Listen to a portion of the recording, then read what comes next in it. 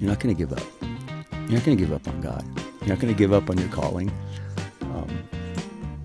You can do hard things. You know, you got that same spirit in you that brought Jesus up out of the grave. You could do hard things.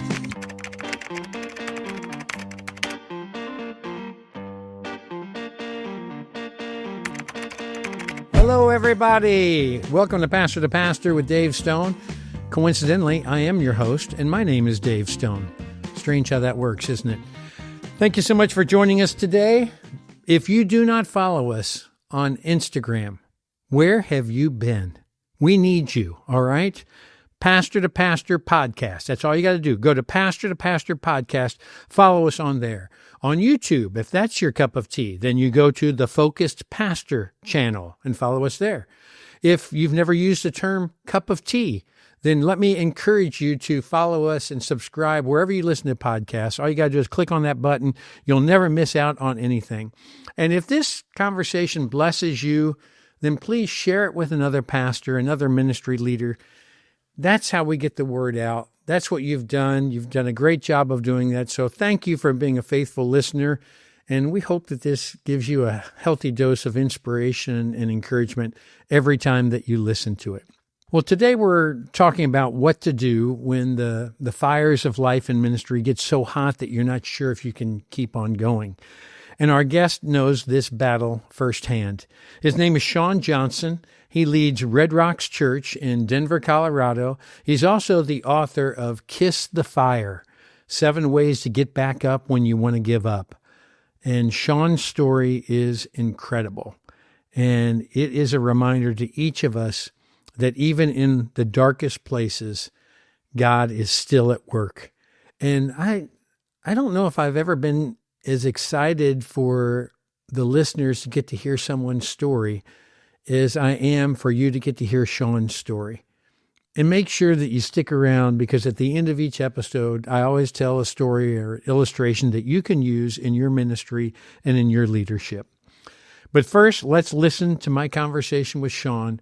I know you're going to be touched by it, and I know you're going to be strengthened and encouraged in your own walk with Christ and in your leadership. Thanks so much for being with us, Shawn. Thank you so much for having me. Yeah, it's going to be a good conversation. I already know that. I feel very confident in saying that. You served at Red Rocks for 20 years in a beautiful location, reaching a lot of people for Christ. You have congregations, multi-site locations, even in different states, different countries. Yeah. On top of that. Yeah. Tell me a little bit, give me a peek into your testimony, how you came to Christ, how you ended up in ministry. Okay. Not a standard route. I'll be quick, but you'll get the whole big picture. So my mom she got pregnant with me when she was 17. She was a heroin addict. And when the biological father found out, he moved to a different state, never to be seen again. So I've never met my dad. My mom was just a struggling kid, and then all of a sudden she blinked, and now she had a kid. So now she's an 18-year-old heroin addict with a baby and didn't know what to do. And of course, I don't remember this, but I heard this because she got saved at one point, and I heard her testimony. But she took me when I was an infant, put me in a car seat, and put me on a stranger's porch with a note pinned to my shirt saying, "Please take care of him." And she went and jumped off of a bridge on a freeway to take her life. And so it didn't kill her, just like I think it crushed all the bones, kind of waist down type thing. So then I lived with my grandma, and then my mom got out of the hospital. And then when I was 2, she married her drug dealer. And so just a crazy, dysfunctional, abusive environment growing up. And so, but when I was around junior high-ish. Did your grandma raise you? No, I lived with my mom and her husband. It's just one of those environments that you just, as a kid, you kind of just go, I guess this is how life is. And then you start to get older and you go, oh, wait, I don't think this is supposed to be how this is. This is a very unusual route. You've got every single one of us leaning in. Yeah. So then fast forward, I graduated from high school, played soccer in college, went to a couple of different colleges, ended up graduating from Kansas University and had no direction in life. Wasn't a Christian. And I had taken an acting class my last semester at KU because a guy in our fraternity said, you should take this class. There's hot girls and it's an easy A. And so I did. And then, I was about to graduate and I was like, well, shoot, that was kind of fun. And people do this for a living. So I just drove out to LA. I'm like, I'll just drive out to LA and just go get in the film business. That's what I thought. Yeah. Shawn, you're killing this. This is amazing. Pack up my car. I had saved like $2,000, drove to LA, couch surfed, ended up working in the film business for a few years, got heavy into drugs. I was just kind of introduced to, coming from Kansas to Hollywood is a big cultural difference. Yeah. So, but in my mind, it was like, I'm living the dream. I'm experiencing all the real things in life. Well, I became a drug addict, not like very functioning. Like I always had a job, but I was always doing drugs and then staying up late at night and partying and doing drugs to stay awake at work. And it was just a bad cycle. And then at 24, I actually sat down to take my own life one day. And I had a roommate in Hollywood who had done it, and I knew how he did it, and we had pills. And so I sat down one day and I had slung these pills across the table, and I started, and all of a sudden this thought hit me. My mom had gotten saved around junior high. In fact, she was, I think, single again at the time, and some woman saw her in a parking lot at night and invited her to a church, and she got saved. So she took us to church. I went to church, a handful of times as a kid, but not a ton. Enough that I heard about heaven and hell. So I'm 24 years old, and I'm getting ready to do this, and all of a sudden the thought went through my mind, wait, what if, her name was Donna, this woman who volunteered at this small church my mom took me to. What if Donna was right, and there is a heaven and hell? I'm going to be in one of them in like 30 minutes, and I don't know like how it works. Well, I had heard that one of my college roommates from KU had gotten saved and become a Christian, and I still had his number. So I called him, and it was the weirdest phone call, but I was just like, hey, I know this is crazy. I think I'm going to take my life today. I'm wondering if you could give me like cliff notes on heaven and hell. Like, how does that work? And he obviously didn't know what to say, but he convinced me to go to the airport and fly to Illinois and come see him. And I was like, all right. So I went. He really didn't know what to do or say because I was such a hot mess, but he took me to a church service. And what's funny is I now know I was the guy that I was standing outside with my leather jacket. I had drugs on me and I was smoking cigarettes. And now that I work at a church, I'm like, I bet you there was about 5 guys on walkie-talkies going, yeah, I still see him out front. I was that guy. So I go in, and guy on stage says, if you want a new life, Jesus can provide that for you. And I didn't have a clue what I was doing, but I raised my hand with cocaine in my pocket and was like, God, if you're real, like, I want to experience you. And it was a come down to the altar type church. And I went down to the altar and kneeled down. And I remember I just kept saying, I'm sorry, God, I'm sorry, God, I'm sorry, God. But it changed me. And I remember when I walked out that day, after that first time of experiencing the presence of God, I walked out and I went, I think I'm going to tell people about what I just experienced for the rest of my life. I don't know how that's going to work, but I think that's what. So then I went back to LA for where I lived, and I was just trying to be a Christian, which to me meant don't drink, don't do drugs, don't go out, don't go chase girls. And so I just sat in this little apartment in Hollywood for a few weeks by myself. And then one night a friend was like, talked me into going out. And I ended up doing everything that I promised God I wouldn't do, almost overdosed. The pastor's wife called me the next morning just to check in. And she was like, hey, just calling to see how your Christian faith is going. And I was like, oh, bad time to call. And she's like, wish you would have called yesterday. Yeah, if you'd called yesterday, we'd be good. Long story short, she said, hey, you know what? The Bible says to flee from sin. And she's like, I think you just need to be around some people who are pursuing God. Why don't you just come spend a month with us in Illinois? I was like, all right. So I went there thinking I'll be there about a month. And I ended up feeling like God called me into ministry one day in church. I got in a small group. I met my wife in a small group at that church. Interned to be a pastor there for 2 years. Was a youth pastor, a college pastor, and then 20 years ago moved to Denver with a few friends to start Red Rocks Church. So that's how I got to Denver. Just a very normal. Yeah, that's not your normal story that I was expecting to hear. It's not the normal route. Yeah. No, but it's riveting, and praise the Lord.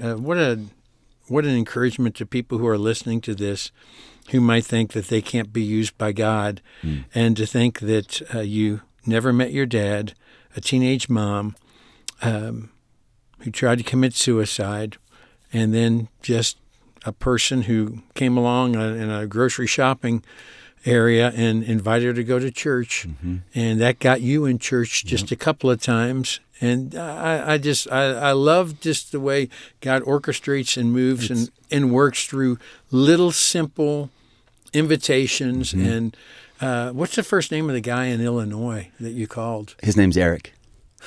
Gosh. Yeah. You want to hear something crazy? So I shared that story. I've shared it multiple times over the years, but I shared that story about a year ago because I hadn't for a while, and I like to remind people why church is so special to me because one person invited my mom to a church. Yeah. Like my children are different. Simple invitation. And so, but here, this is so crazy. So we got a message on Instagram after I told that story, and the guy goes, "You're not going to believe this, but Donna Pierce is my great grandma, and the lady who told you about heaven and hell."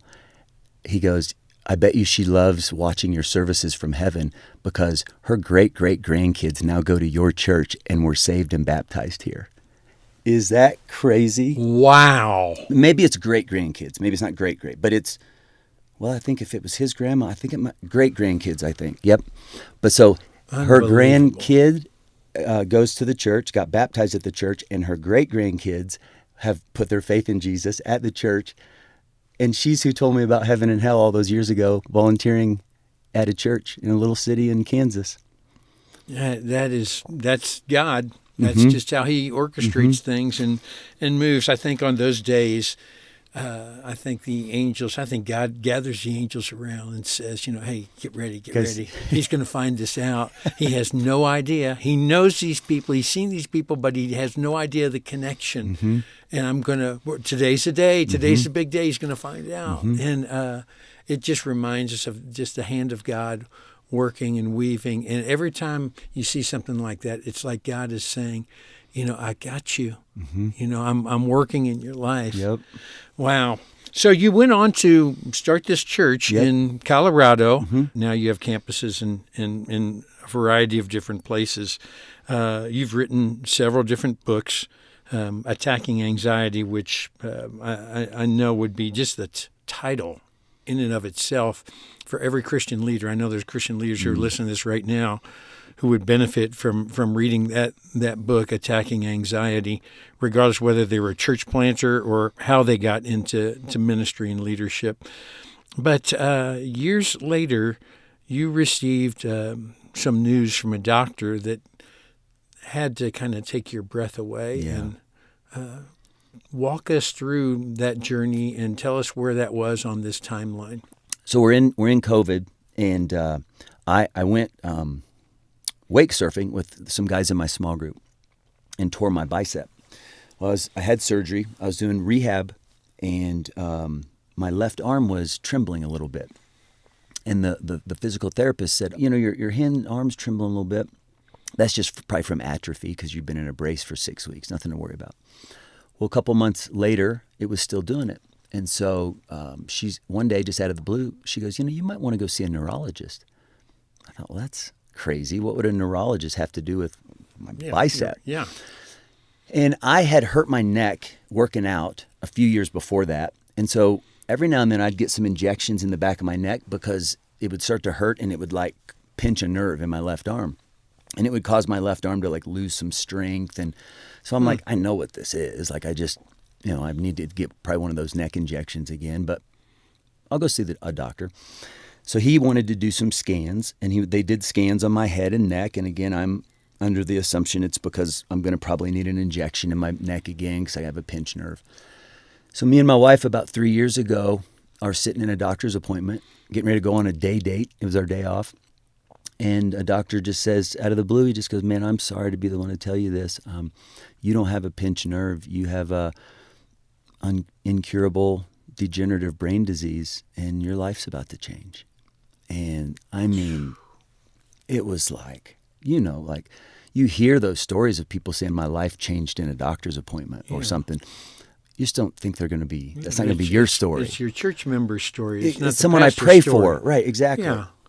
Oh, wow. I had to So we take your breath away. It did. I was so just in shock. I'm like, wait, what? I don't understand. Like, I just had a physical. Like I tried to take good care of myself. Like, this doesn't make sense.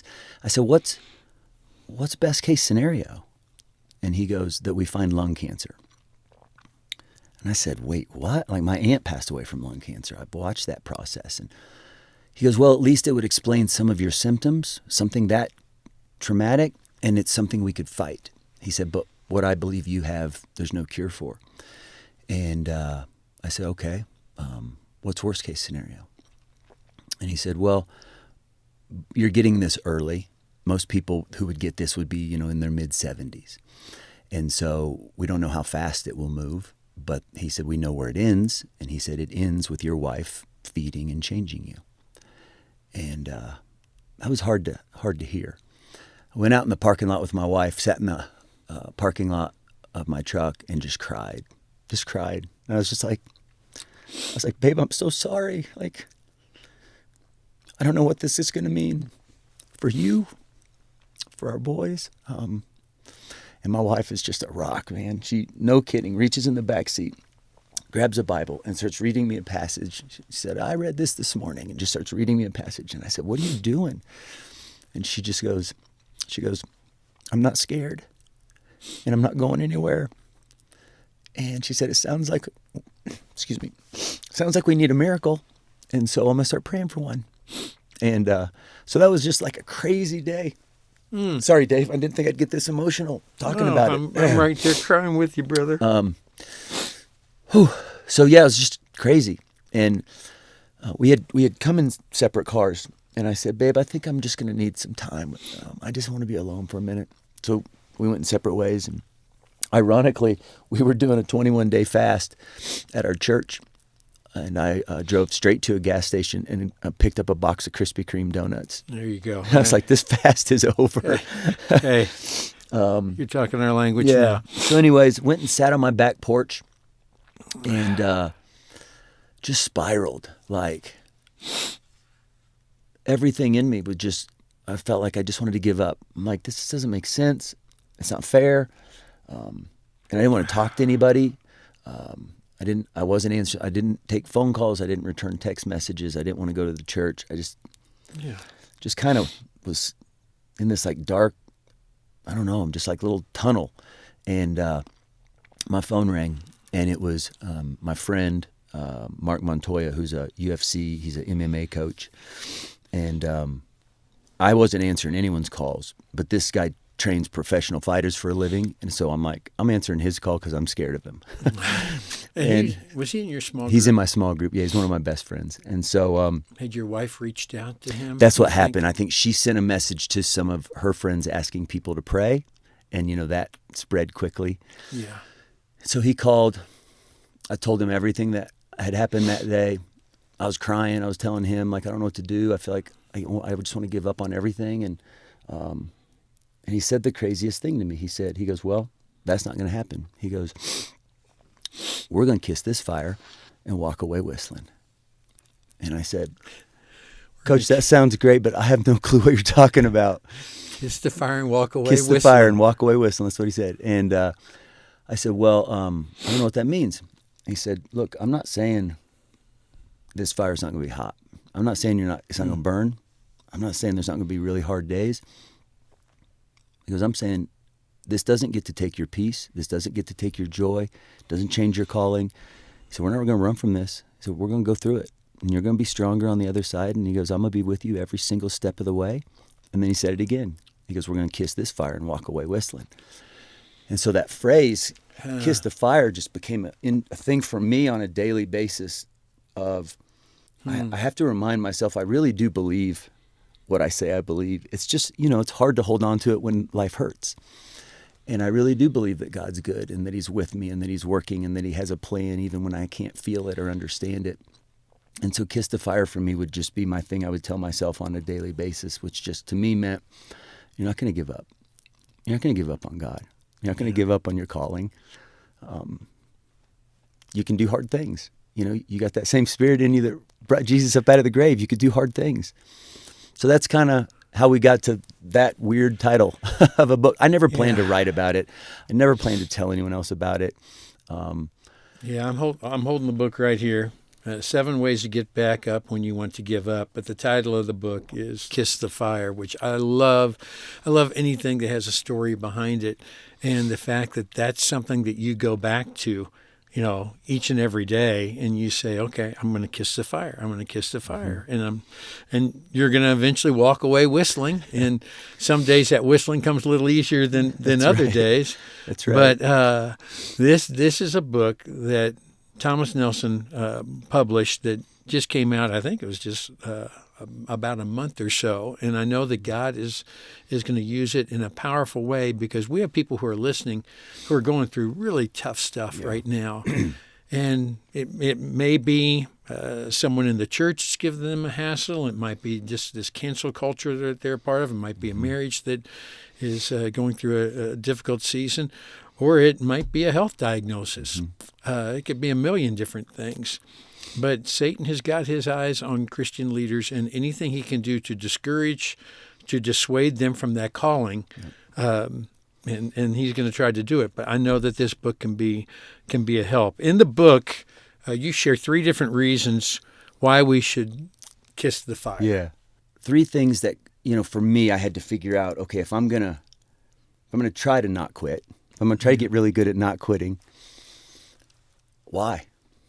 I had to go all the way back to start with why, and 3 things kept coming up in my heart, and it was Galatians 6:9. At the proper time, you'll reap a harvest if you don't give up. And I kept feeling like God just kept telling me, you're going to be really, one of these days you're going to look back and you're going to be really glad you didn't give up. There's more purpose in this pain than you could ever imagine, and God only uses broken people. Purpose in the pain. You're going to be glad you didn't give up, and God only uses broken people. Yeah. And to think back to your entire story of, I know that you feel broken for the upbringing, some of the ups and downs of times when you felt discouraged.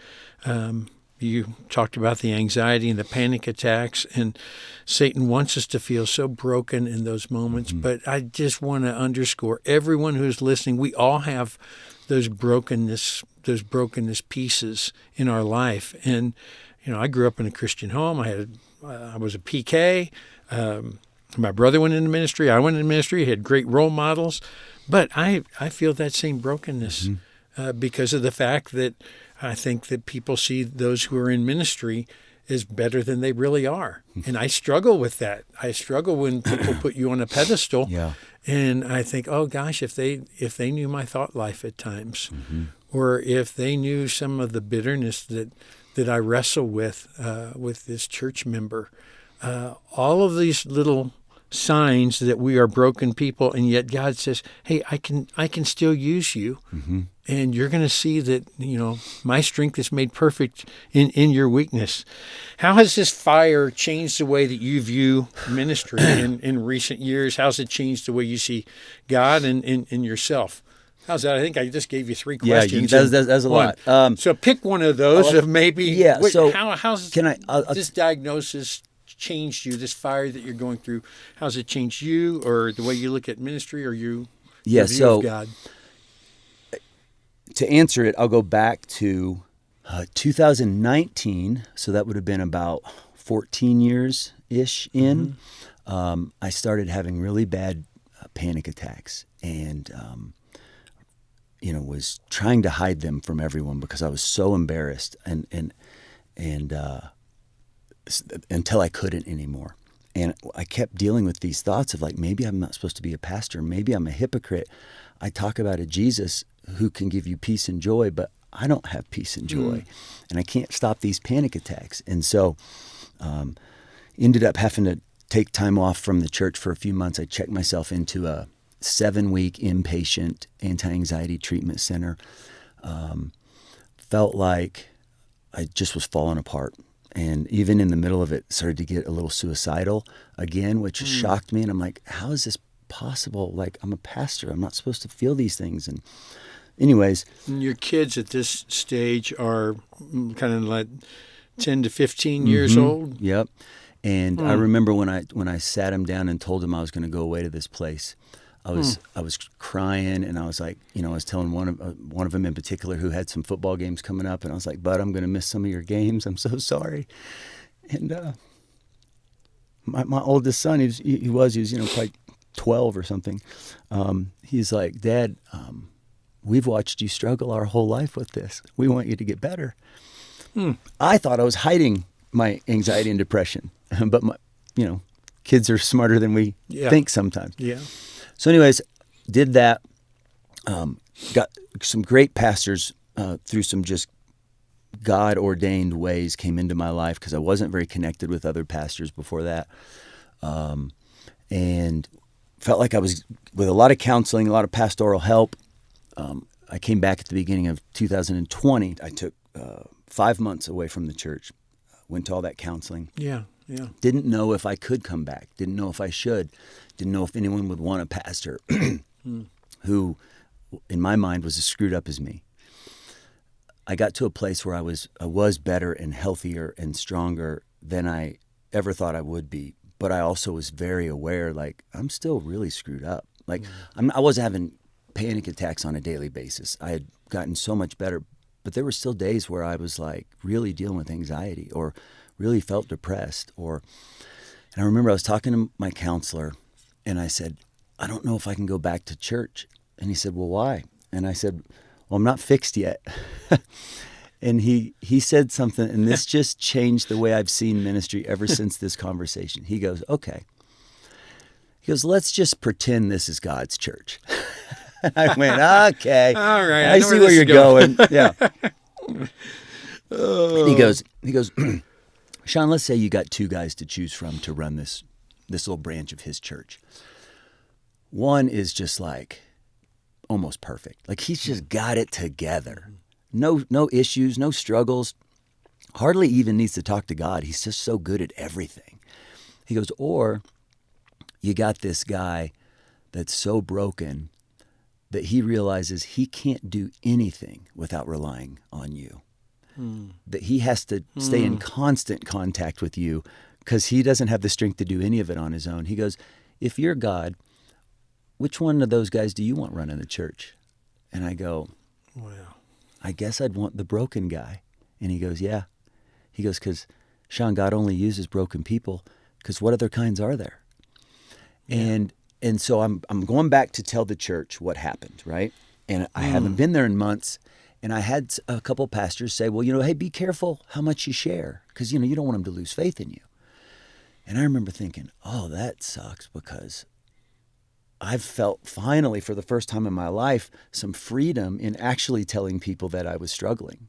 Yeah. And now I was kind of given some advice to, like, go back to the church, but kind of keep hiding some stuff, is what I felt like they were saying. And I had one meeting with another pastor here in Denver right before I went back, and I was telling him that, and he goes, no, bro. He goes, you know what your church wants to know? And he goes, they want to know that your house sucks too sometimes. So go tell them the truth. And I did. I went and told him everything. I told him about the depression, the panic attacks, the suicidal thoughts. I told him everything. And I thought, man, this might be the end of our church. But I can't hide stuff anymore. I got to be me. Yeah. And I thought this might be the end of the church, because who wants that guy for their pastor?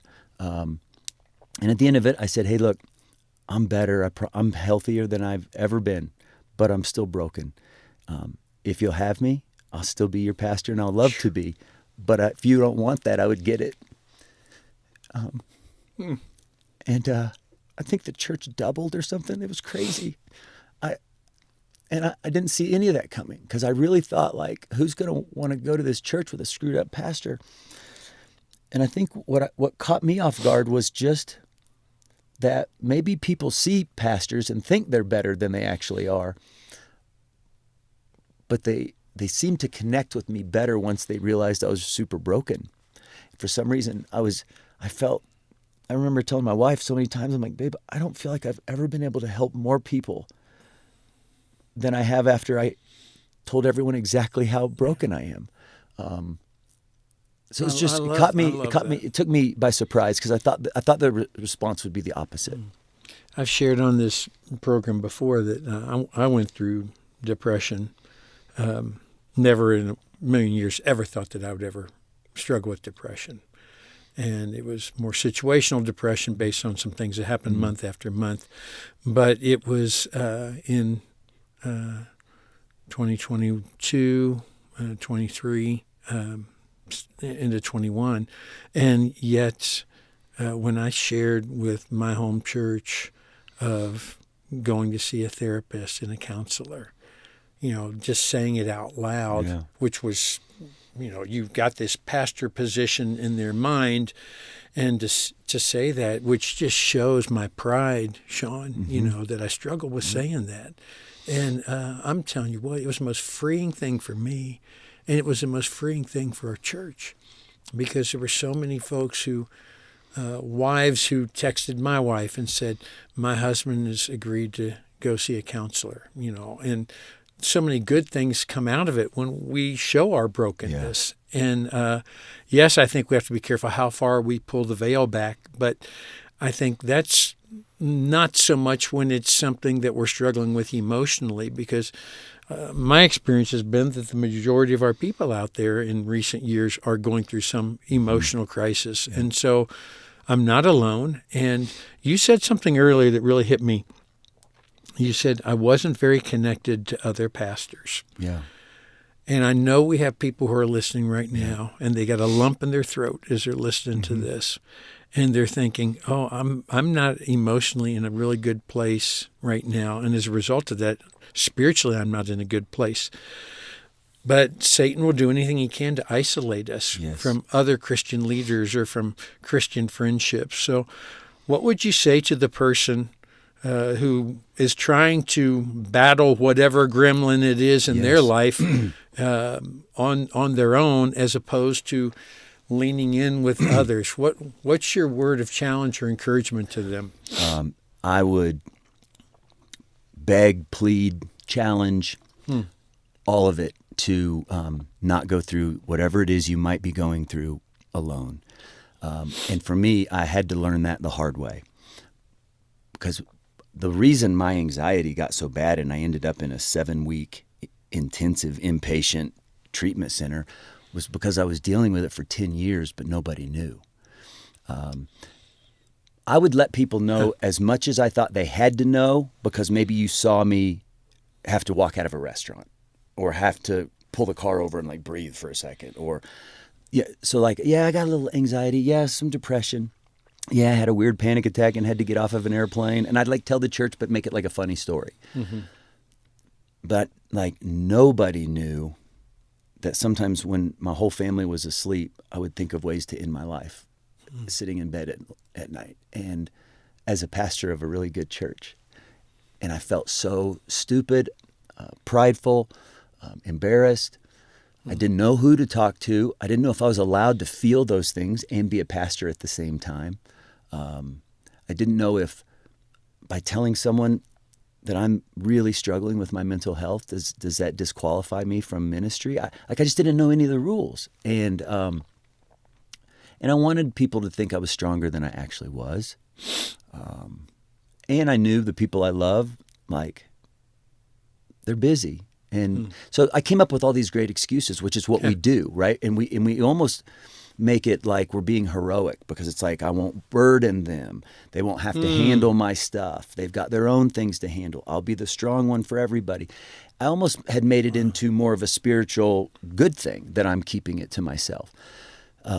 Even though, That's God's exactly word how couldn't Satan- tell us more opposite, right? Yeah. He says, I pity the one who falls and has no one to help him up. Well, that was me. No one could help me up because no one knew I was struggling. But I was scared to death because I didn't want you to leave me. I grew up with people leaving me, right? So I have a fear from a childhood, from a little kid of, well, I don't want to do anything that might make you want to leave me. So I don't want my wife to know how bad I'm struggling, because what if she doesn't love me or respect me the same? What if my boys don't love me or respect me the same? What if my friends who I work with at church don't love or respect me the same? Like, those were a bunch of my fears.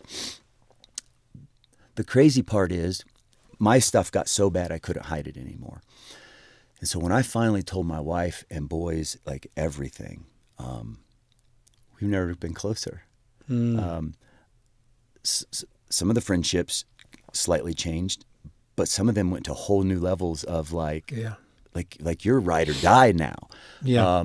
I needed people to help me. I was just scared to let them in. And so on this one, now 3 years later, there was a day when I was like, I'm not talking to anybody. But the truth is now I'm in a men's small group. And I have two people in this world that I call pastor, and I call both of them. And, in fact, one of them called me the day he found out about the diagnosis, and he just goes, the answer is yes. I'm like, what do you mean? He goes, whatever you need. The answer is yes. Do you need me to come preach for you? Do you need me to send you on a vacation? Do you need help paying for your doctor bills? What do you need? The answer is yes. Like, going through hard things with people in your life like that versus going through hard things, holding it all in here and trying to keep it all together and pretend you're not broken, it's a night and day different experience.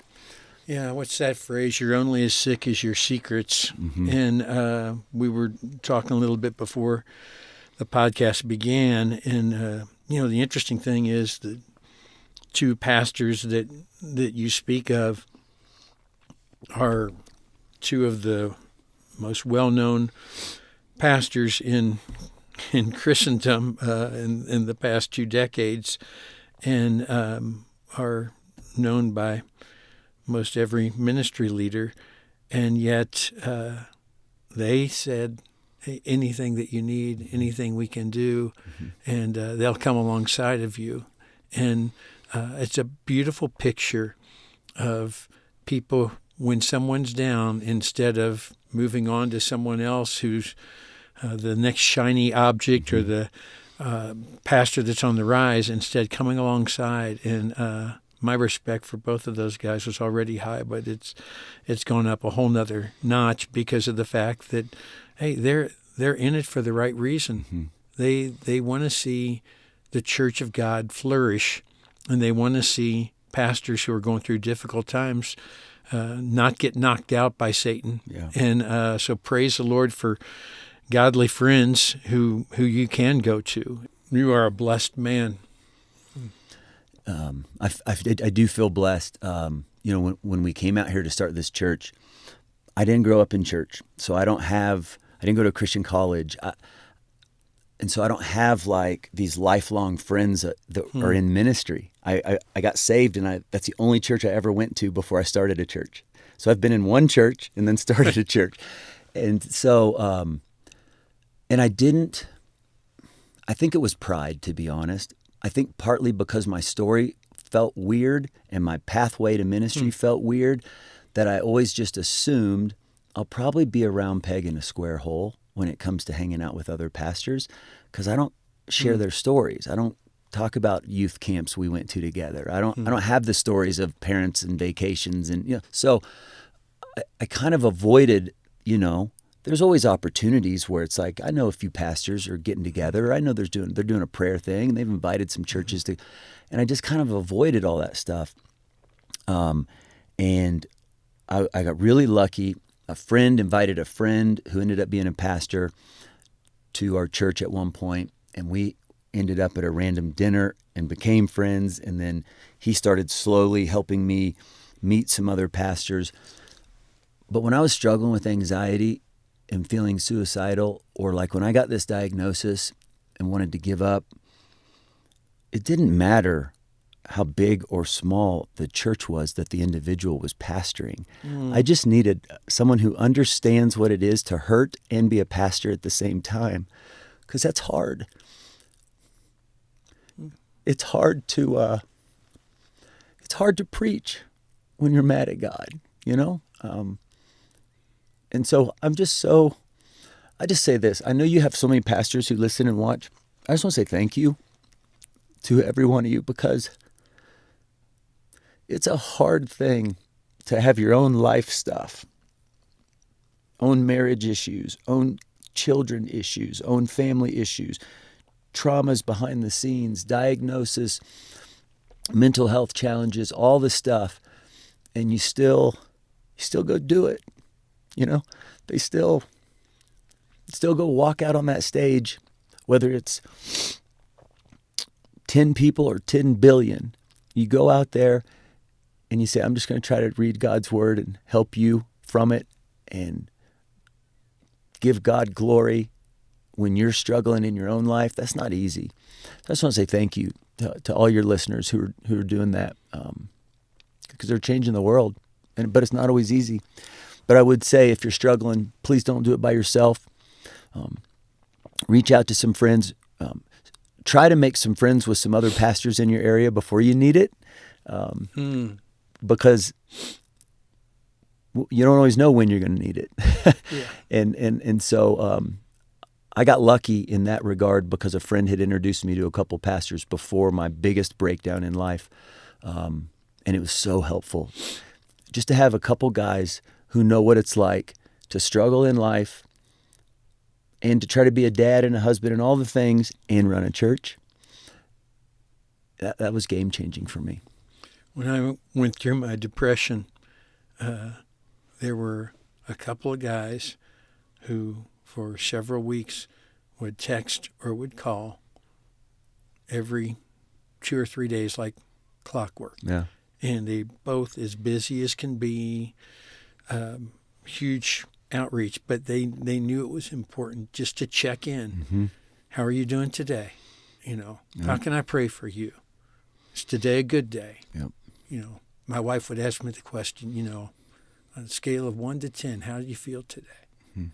You know, just to have someone, and that comes from those friendships that you pour into, mm-hmm. and God raises someone up who will be there for you. So no man is an island. No woman is an island. Let's really, rather than isolate, let's try to integrate with others. Mm-hmm.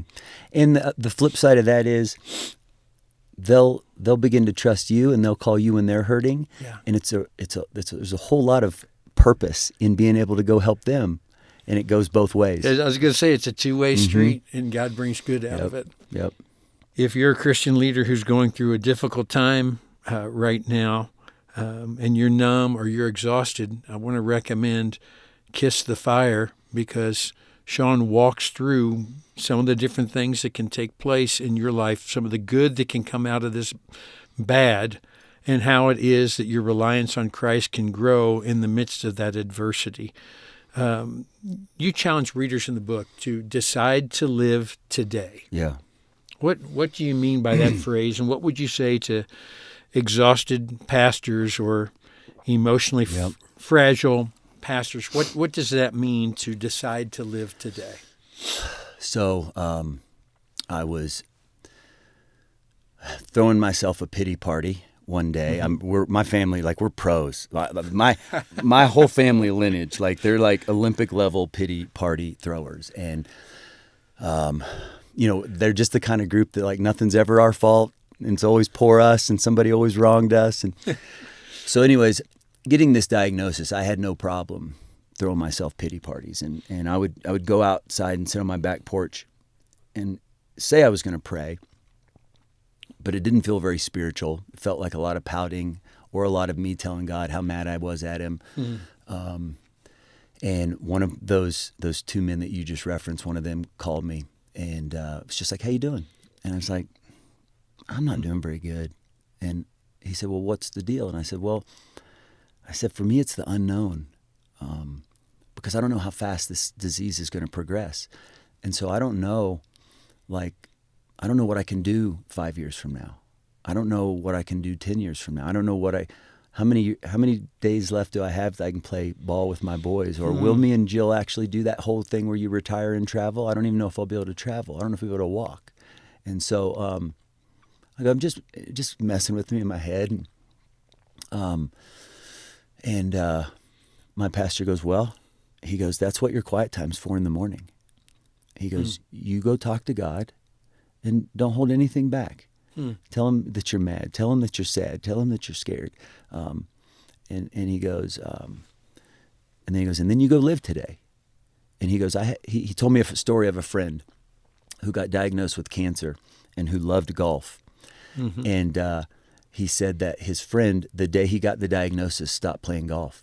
Well, he said his friend had this several year period where, I think it was 2 to 3 year period, where he did not have a symptom. Could have played golf every single day. And then all of a sudden, everything got bad real quick, and he went to heaven pretty fast. And my pastor said he missed out on 2 years of doing what he loves, worried about what was going to happen. Oh, wow. And so he said, Shawn, go to God in the morning, tell him that you're hurting, tell him that you're mad. He can handle it. He's a big boy. And then go live today. Go be the dad that you want to be today. Go be the husband you want to be today. Go be the friend. Go be the pastor you want to be today. Because you could get hit by a bus next month and this diagnosis doesn't even matter. He's like, so stop letting what could happen in the future take away what you can do right now. And so he said, go tell God you're mad and go live today. And so that's where that came from. I love it. It's reminiscent of Matthew 6, where it just talks about, do not worry about tomorrow. Each day has enough trouble of its own. That's it. So live in the now, live for today, and because we have no promise of tomorrow. Yeah. Kiss the Fire. Can't wait to read it. I feel like I made a new friend. Agree. And agree. Thank you. Thank you for sharing your heart, and may God continue to bless your health. Thank you. In the midst of this diagnosis, in your family, in your ministry, in Red Rocks Church. Thank you. Thank you so much. I told you it is one incredible testimony. And don't you love how God works upstream? One of my favorite parts was a story about Donna, the woman who initially invited his mom to church. Here's Shawn on the brink of taking his own life, and he remembers Donna's words about heaven and hell. And so before he makes that final act that would have untold consequences, he just wants to find out more about heaven and hell. And so he reaches out to that friend, Eric. And just to think about the whole scope of this story as he comes to Christ and then gets called into ministry in the most unusual of ways. And now Donna, this woman who had this impact on his heroin addict mom, has a grandchild or a great-grandchild who finds Christ in Shawn's church, no less. Only God can write these stories, right? That's why I want you to read his story, Kiss the Fire. Get that book, Kiss the Fire, Shawn Johnson. It just was released back on October 14th. I'm in the midst of reading it right now. I know it's going to encourage you on your faith journey, but pick that book up. My other favorite part of Shawn's story is just his honesty. I mean, he doesn't sugarcoat or candy coat anything for us. He talks about some of the struggles he had, the ups and downs, his struggles with addictions, his struggle with depression and some emotional challenges, and then this incurable illness on top of all that.